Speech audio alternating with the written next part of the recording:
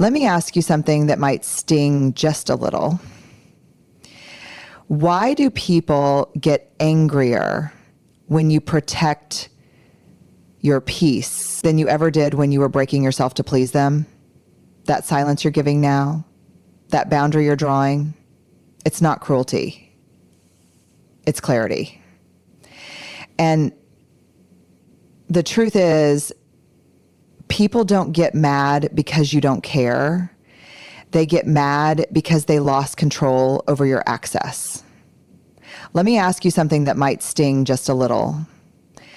Why do people get angrier when you protect your peace than they ever did when you were breaking yourself to please them? That silence you're giving now, that boundary you're drawing, it's not cruelty, it's clarity. And the truth is, people don't get mad because you don't care. They get mad because they lost control over your access. Let me ask you something that might sting just a little. Why do people get angrier when you protect your peace than they ever did when you were breaking yourself to please them? That silence you're giving now, that boundary you're drawing, it's not cruelty. It's clarity. And the truth is, people don't get mad because you don't care. They get mad because they lost control over your access. Let me ask you something that might sting just a little. Why do people get angrier when you protect your peace than they ever did when you were breaking yourself to please them? That silence you're giving now, that boundary you're drawing, it's not cruelty, it's clarity. And the truth is, people don't get mad because you don't care. They get mad because they lost control over your access. Let me ask you something that might sting just a little. Why do people get angrier when you protect your peace than they ever did when you were breaking yourself to please them? That silence you're giving now, that boundary you're drawing, it's not cruelty, it's clarity. And the truth is, people don't get mad because you don't care. They get mad because they lost control over your access. Let me ask you something that might sting just a little. Why do people get angrier when you protect your peace than they ever did when you were breaking yourself to please them? That silence you're giving now, that boundary you're drawing, it's not cruelty, it's clarity. And the truth is, people don't get mad because you don't care. They get mad because they lost control over your access. Let me ask you something that might sting just a little. Why do people get angrier when you protect your peace than they ever did when you were breaking yourself to please them? That silence you're giving now, that boundary you're drawing, it's not cruelty, it's clarity. And the truth is, people don't get mad because you don't care. They get mad because they lost control over your access. There's a reason why some people panic the moment you draw a line. Not because you've done something wrong, but because they were benefiting from your lack of one. You see, boundaries aren't walls that shut people out. They're fences with gates. Gates you get to control. And for the longest time, some of us handed over the keys to people who didn't even wipe their feet before stepping into our lives. It's wild how the same people who call you too sensitive or too much are the ones who can't handle you saying, "This doesn't work for me anymore." Suddenly, when you stop saying yes to their every request, they say, "You've changed." You did. You grew, you woke up, you realized that being nice 24/7 was costing you your peace, your mental health, and sometimes even your dignity. Imagine your emotional life like a home. You wouldn't let strangers walk through your living room, go through your fridge, and sleep in your bed just because they knocked, right? So why are you letting emotional intruders barge into your peace, your heart, and your mind without permission? Boundaries are the locks on your door, not because you hate everyone, but because you love what's inside. There's a woman I know, strong, kind-hearted, always putting others first.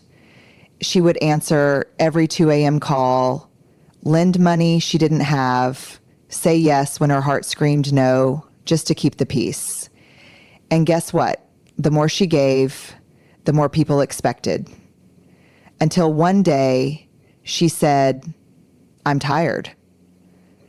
She drew a line. She said, I'm not available like that anymore. And the people who claimed to love her got angry. But what kind of love is that? Where access is more important than her well-being. Another example, there's a guy, a quiet soul, constantly saying okay to avoid conflict. He always helped his coworkers pick up the slack, stayed overtime for projects he wasn't responsible for, and smiled through disrespect. The moment he finally said, "I'm not comfortable with that," people said, "You've changed, man." Yes, he did. Because maturity taught him that silence isn't peace and over-perfunctioning isn't loyalty. Let me say this loud. Setting boundaries does not make you mean. It makes you honest. It means you trust yourself enough to say, this is where I end and you begin. People who benefit from your lack of boundaries will always call them selfish. But those who respect you will adjust. You're not here to be available to everyone all the time. You're not a vending machine of emotional support, time, or energy. You are a human being with needs, limits, and worth. And every time you say no to someone who drains you, you are saying yes to the parts of you that need rest, love, and safety. So next time someone gets mad because you're finally controlling the gate, ask yourself this: were they there for you or just for what you could give them? Because anyone who loves you in truth will know that a gate is not rejection, it's respect. It's you saying, "You're welcome here, but only if you honor the space I live in." They say you've changed, but the truth is, you finally learned the power of saying, "This is where I stop, and this is where you don't get to cross." You finally understood that boundaries aren't weapons, they're declarations of self-worth. They're not made to push people away. They're built to protect everything that's sacred within you. And if someone's offended by your boundary, it's because they were never truly interested in honoring your heart in the first place. They were just comfortable with your silence. Imagine a woman, she's been the go-to for everyone, family, friends, coworkers. She's the one who fixes everything, the one who picks up the phone, even when her hands are shaking from anxiety. Her kindness is legendary, but it's not because she's at peace. It's because she's afraid of disappointing people. She gives until she's empty, then blames herself for feeling drained. And then one day, her body says, enough. Panic attacks, sleepless nights. The smile starts fading. That's when she makes the scariest decision of her life. She starts saying no. And suddenly, the people who once praised her as selfless are calling her difficult. Not because she's done something wrong, but because she's finally refusing to be their emotional crutch. And as she sets those fences with gates, she now controls. She starts breathing again, not because people left, but because she finally arrived in her own life. There's a young man working in a high-pressure office where everyone dumps their tasks on him because he never complains. He picks up the pieces, swallows frustration, and never asks for recognition. Then one day, his father gets sick. He needs time, space, emotional room to just be. He walks into the office and says, "I can't take on anything extra this week." And just like that, they call him lazy, unreliable, but he doesn't flinch because now he's choosing his father's health and his own mental stability over a toxic culture that applauded him only when he overextended. That boundary became his liberation. You have to understand, people who love your broken pieces will panic when you start putting yourself back together. When you say, this is my limit, you force them to make a choice, respect you or remove themselves. That's not harsh. That's healing. That's courage. And the moment you realize that your peace is too expensive to be auctioned off for temporary approval, you become dangerous in the best possible way. You're not distant, you're deliberate. You're not cold, you're clear, you're not arrogant, you're awake. And clarity intimidates people who thrived in your confusion. When you were unsure, you said yes to things that broke you. When you were insecure, you tolerated behaviors that insulted your spirit. But not anymore. Because now your yes has power. And your no has backbone. Some will say, you've changed. Let them. That's just the echo of their own discomfort. Because what they really mean is, you're no longer easy to manipulate. What they're really saying is, you're no longer willing to put yourself last. And that shift, oh, that beautiful shift, isn't you being mean, it's you being real. You spent years dimming your light so others could shine. Now you're building fences to protect that light. And anyone who wants to be in your life will learn how to walk through the gate with respect, not entitlement. There's this lie so many of us were fed from the beginning, especially those who are deeply empathetic, that caring means being constantly available, that love means overextending, that kindness means self-sacrifice. But here's the truth that no one teaches loud enough. Choosing distance doesn't mean you don't care. It means you finally started caring about yourself. And that shift, that sacred pivot, changes everything.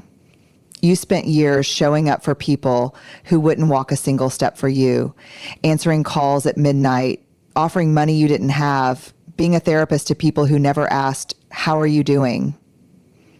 And it felt good at first. You felt useful, wanted, needed. But the problem is, you were pouring from an empty cup and calling it compassion. You were bleeding and letting others call it love. That isn't empathy. That's emotional exhaustion, wearing a fake smile. Let me tell you about Aisha. She was always the strong one in her family, the problem solver, the caretaker.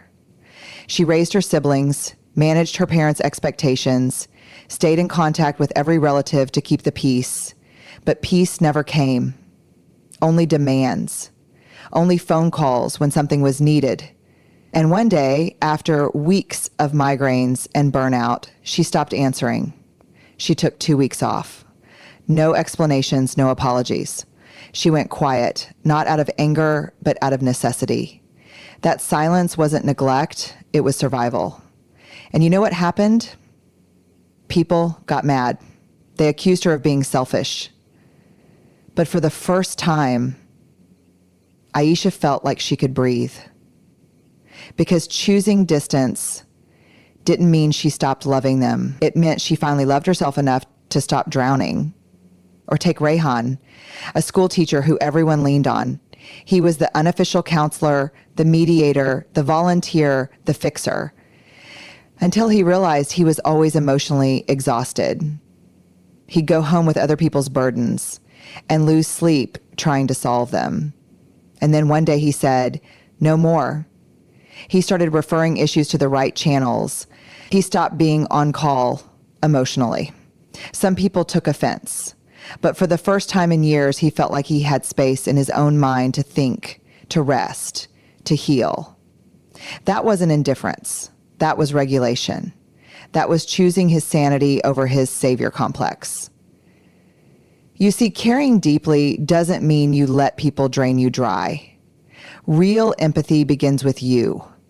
If your emotional tank is empty, how do you keep running? How do you keep giving? You don't. There comes a moment when you realize you've spent years performing, not in front of a crowd or on some grand stage, but in daily life, behind closed doors, in conversations, in friendships, in relationships. You laugh when you're hurting. You say it's okay when it's not. You make yourself smaller so others can feel big. You tiptoe around people's moods. You overthink every word and you dilute your truth just so no one feels uncomfortable. That's not peace. That's survival. That's emotional contortion. And it's exhausting. And then one day, you stop. You stop bending. You stop apologizing for existing. You stop explaining yourself. You stop dancing for their comfort. And suddenly, the applause goes quiet. People who used to praise your kind heart now whisper, "She's got an attitude." No, you don't. You've just reclaimed your rhythm. And the music you're moving to now, it's not their playlist anymore. It's yours. Let me tell you about Sana. She worked in a corporate office where she was known as the sweet one. She would pick up others' workloads, stay late without recognition, smile through meetings where her ideas were stolen. She thought being liked meant staying silent, until one day, her supervisor took credit for her third project in a row. That evening, Sana didn't cry like she usually did. She sat still. The next day, she walked in and requested a one-on-one. Calm, clear, firm. "I will no longer work overtime unless credited and compensated," she said. Suddenly, she wasn't the sweet one anymore. Now she was difficult. But in her reflection, she saw someone she hadn't met in years. A woman who finally respected herself. Or take Jamal. In his friend group, he was the glue, always hosting, always paying, always the peacemaker. But when he finally set a boundary, refusing to be the emotional trash can for everyone, people said, "You've changed, man." Yes, he did. He stopped laughing at disrespect. He stopped allowing sarcasm that masked envy. He stopped being the emotional ATM. And when he chose peace over performance, he was suddenly too proud. But that label didn't shake him, because finally he understood. Their comfort was built on his compliance. People will always have something to say when the version of you they could use no longer exists. The moment you stop being their emotional puppet, they will try to frame your boundaries as betrayal. They'll say you're cold, selfish, arrogant, not because it's true, but because they can't manipulate you anymore. They don't miss you, they miss your submission. They miss the easy version of you, the agreeable one, but that version of you was never free. You don't owe anyone the performance of your pain. You don't have to put on a show to make others feel at ease when you start showing up as your authentic self. Unfiltered, clear, grounded. It will threaten those who relied on your silence. But your truth is not up for negotiation. Your peace is not a compromise. You're not catching an attitude, you're catching your breath. You're not being rude, you're being real. And if real makes people squirm, let them. You're not here to be someone's comfort show. You're here to be whole. And sometimes that means stepping off their stage and building your own platform where you no longer need applause to feel worthy. For so long, you were taught to manage people's emotions, to soften your words, shrink your truth, and swallow your boundaries just to keep the peace. You learned that saying no might make someone cry, get angry, or walk away, and somehow you believed that was your fault. But here's the truth. They don't want you to know. How they react is not your responsibility. Your responsibility is to honor your truth with integrity, not to babysit their discomfort. Imagine this. You're standing in the middle of a storm and someone hands you an umbrella. But instead of covering yourself, you hold it over them, letting the rain soak you while they stay dry. That's what emotional caretaking feels like. You're breaking, but they're comfortable. You're losing sleep, but they're satisfied. And the moment you say no more, the very people you protected from the storm look at you like you're the one who changed the weather. Take the story of Zara. She always made herself emotionally available to her mother, who had a tendency to guilt trip her anytime she made a decision for herself. When Zara got a job offer abroad, her first thought wasn't joy. It was, how will mom take this? She delayed her dream for 2 years. 2 years of waiting, shrinking, suffocating. And then one day, she whispered to herself, her reaction is not my responsibility. She took the job. Her mother cried, blamed her, called her selfish, and still Zara left. And that flight didn't just take her to a new country. It flew her into a life where she finally belonged to herself. Or think of Musa, a young man raised in a culture where saying no to elders, even when they were wrong, was considered disrespectful.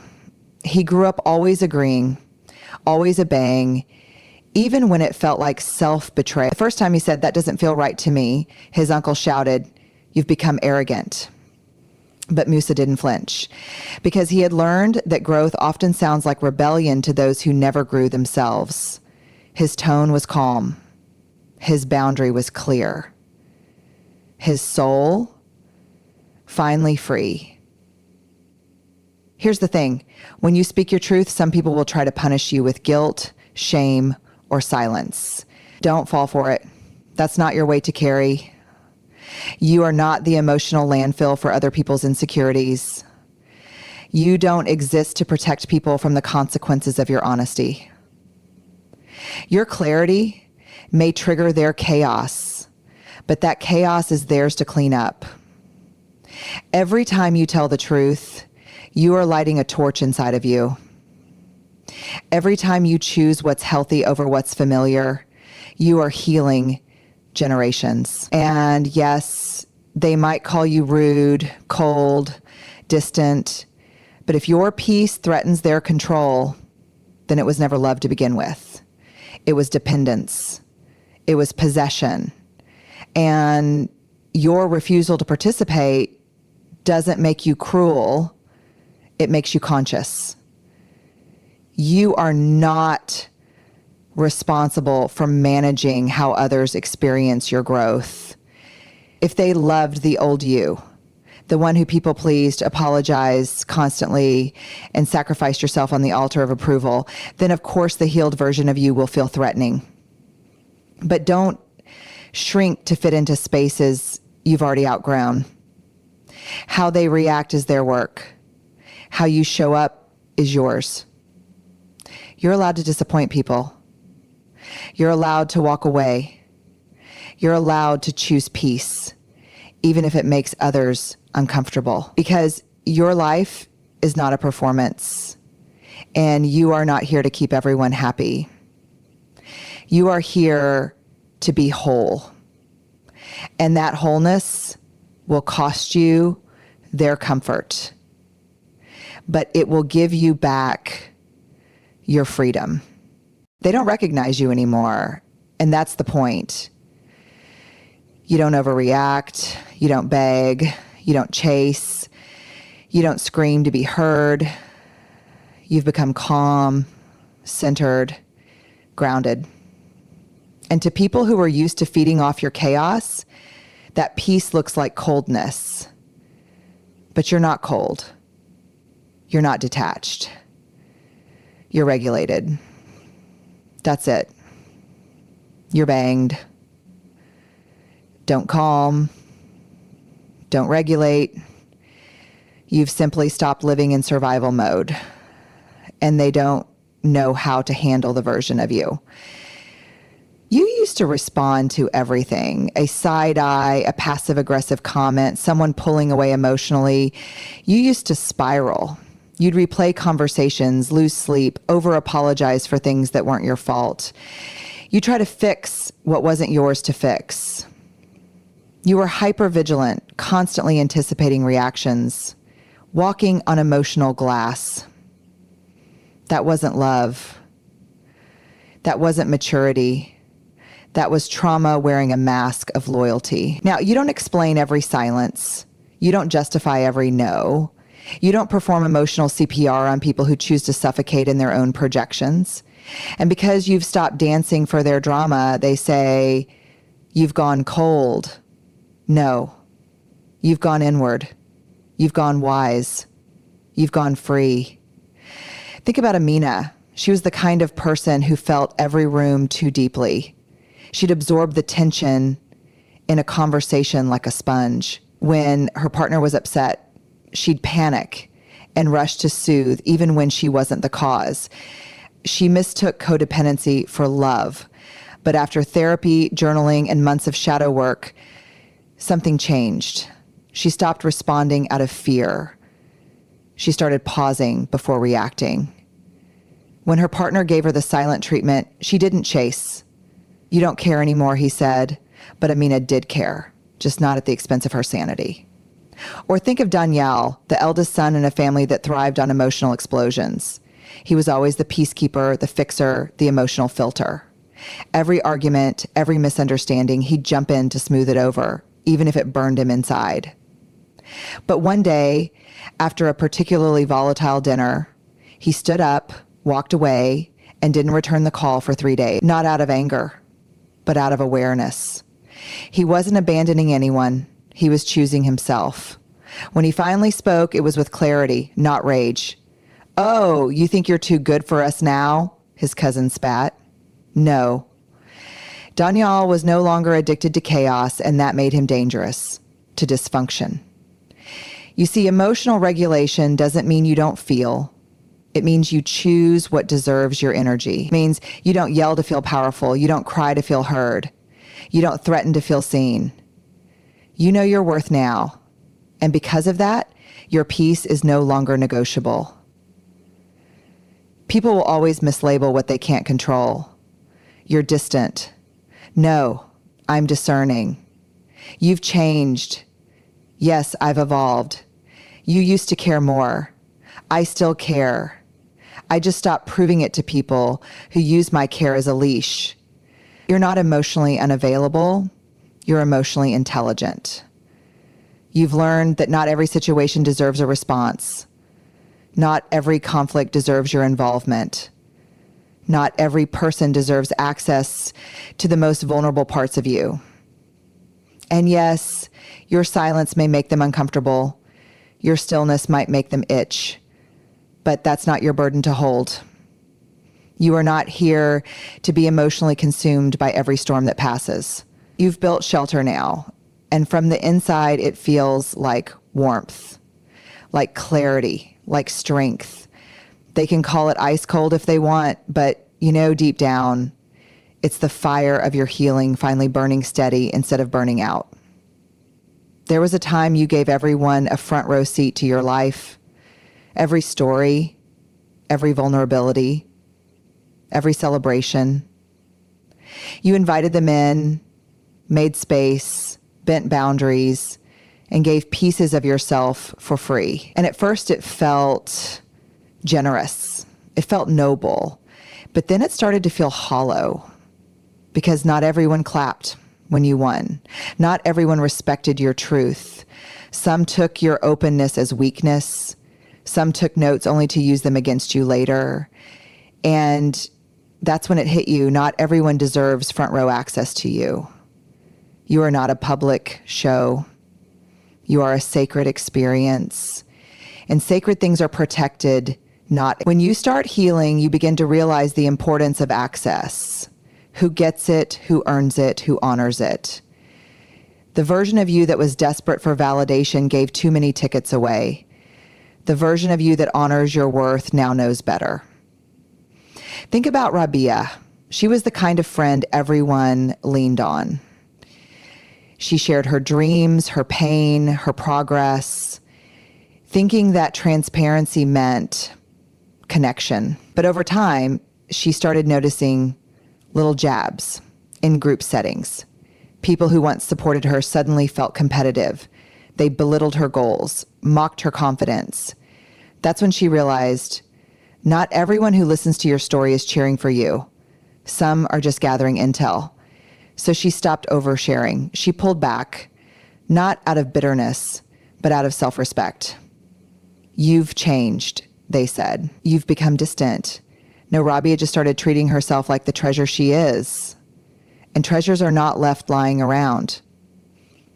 Then there's Hamad, a naturally trusting soul. He believed in the good in people. He'd let new friends in too fast, talk about his struggles, his heartbreaks, his fears, until one day those same friends laughed at his vulnerability. Man, you're too soft, they joked, but that joke cut deep. It woke something in him. And from that day on, he promised himself, the next time someone wants my truth, they'll have to earn it. He didn't become closed. He became conscious. He stopped opening the door for people who only wanted to browse, not build. You must understand, your energy is a currency. Your presence is a privilege. Not everyone has the emotional maturity to hold your heart, to celebrate your rise, to protect your wounds. And it's not your job to convince them to. It's your job to discern, to ask, have they shown consistency? Have they earned trust? Do they clap in private, not just in public? Do they protect my name when I'm not in the room? If not, then what are they doing in your front row? Setting boundaries doesn't make you unkind. It makes you aware. You can still love people and limit access. You can still wish them well from a distance. You can still forgive, but not forget who mishandled your vulnerability.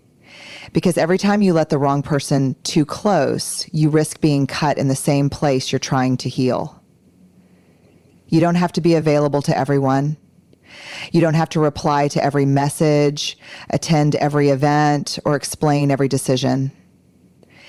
You don't owe anyone a seat in your life just because they once walked through the door. This is not arrogance. It's alignment. It's recognizing that the version of you that lets everyone in is the same version that kept getting hurt. And now you know better. Now you vet the energy before you allow the entry. Now you give backstage access only to those who've proven they can handle the real you, not the edited version, not the easy to love version, but the whole, complicated, brilliant, healing, evolving masterpiece that you are. They called you heartless when you stopped explaining. They called you distant when you stopped chasing. They called you arrogant when you raised your standards. But let me tell you something. They don't hate your peace. They hate the fact that they no longer have power over it. They don't hate your growth. They hate the fact that they're no longer invited into the parts of you that once needed their approval to survive. This version of you, the one with boundaries, with grace, with silence sharper than any argument, this version is sacred. You didn't become cold. You became clear. You didn't stop loving. You just stopped losing yourself trying to be lovable. You've evolved from begging to choosing, from surviving to thriving. And now they say, you think you're better? No, you know you're worth more. And that self-knowing, that unshakable inner ground, is the most dangerous thing you've ever walked into. Let them gossip. Let them misunderstand. You don't owe anyone clarity who thrives off your confusion. You don't have to keep being the soft place for people who only show up when it's convenient. You don't have to carry the weight of everyone's expectations while you're trying to breathe. The price for your peace is not your exhaustion. Like Brené Brown said, daring to set boundaries is about having the courage to love ourselves, even when we risk disappointing others. And you dared. You risked being called every name in the book just to sleep peacefully at night. That's not weakness. That's warrior work. Because choosing yourself in a world that taught you to shrink is an act of radical rebellion. You are no longer here to be understood by those committed to misunderstanding you. You're not here to keep your light dim so others don't feel insecure in their shadows. You're not here to keep explaining your worth, begging to be chosen, or performing to be enough. You are enough simply by being. As Steve Maraboli said, the most powerful relationship you will ever have is the relationship with yourself. And you've chosen to honor it, to protect it, to nurture it. That's why you stopped over-explaining. That's why you stopped arguing. That's why you chose distance. Not out of pride, but out of peace. You're not trying to win anyone anymore. You're not trying to be liked by those who never had the capacity to value you in the first place. People miss the version of you who needed them. Let them. That version of you didn't know how to rest, how to say no, how to walk away from what burned. That version begged for crumbs, mistook chaos for connection, and called pain part of the process. That version is gone. And in her place is someone who speaks less and listens to their own soul more. Someone who doesn't react, but responds. Someone who doesn't force it, chase it, or beg for it. Because what's meant for you, you won't have to suffer for it. As Jay Shetty said, don't let someone else's opinion of you become your reality. Your reality is power. Your reality is peace. Your reality is presence. And it doesn't require applause. It doesn't need permission. It just needs you, authentic, whole, and finally home in your own skin. And if they're mad about that, let them be. Because you didn't come this far to stay soft for a world that profits from your silence. You came to rise. You came to roar. You came to remember. And now you are no longer accessible to anything that makes you forget who you are. And so